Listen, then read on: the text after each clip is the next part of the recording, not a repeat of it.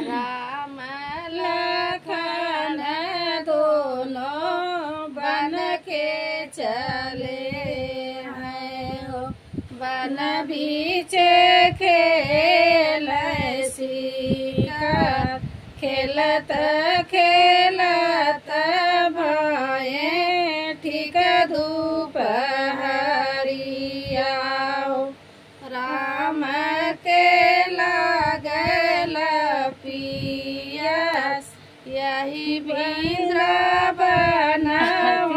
में कवन बसतु है हो। राम पियसल जाए यही वृंदावनवा में कवन बसतु है हो। राम पियसल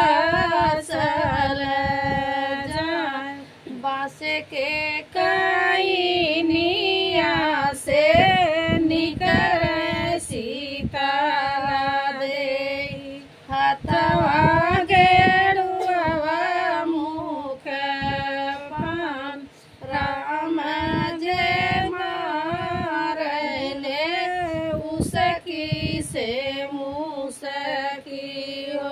लक्ष्मण सने खाए पनिया जमा जी को ही पिया मोरे भैया हो।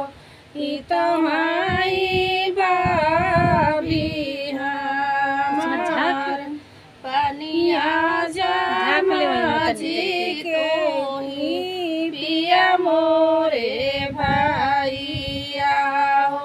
ही तुम्हारी बाबी हमार ना।